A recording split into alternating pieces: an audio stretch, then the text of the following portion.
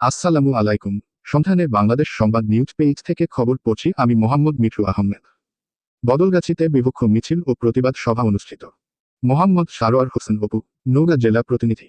নওগাঁর বদলগাছীতে ভারতের আগরতলার বাংলাদেশের সরকারি হাইকমিশনে হামলা এবং জাতীয় পতাকার অবমাননার প্রতিবাদে বিক্ষোভ সমাবেশ ও মিছিল অনুষ্ঠিত হয়েছে।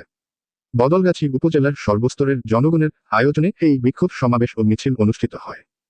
জানা যায়, মঙ্গলবার ৩রা ডিসেম্বর বিকাল ৪টার দিকে চৌরাস্তার মোড়ে এই বিক্ষোভ সমাবেশ অনুষ্ঠিত হয়েছে।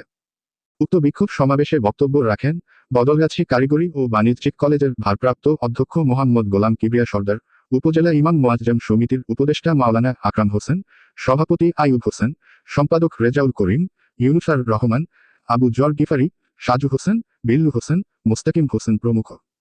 বিক্ষোভ সমাবেশে বক্তারা আগরতলার বাংলাদেশি সহকারী হাইকমিশনে হামলা ও বাংলাদেশের জাতীয় পতাকা অবমাননার তীব্র নিন্দা ও প্রতিবাদ জানান।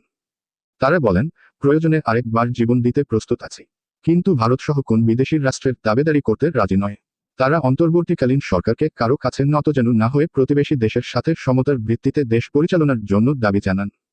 বিক্ষোভ সমাবেশ শেষে চৌরাস্তার মোড় থেকে একটি প্রতিবাদ মিছিল বের হয়ে প্রধান সড়ক প্রদক্ষিণ শেষে আবার চৌরাস্তার মোড়ে এসে শেষ হয়। आजादी आजादी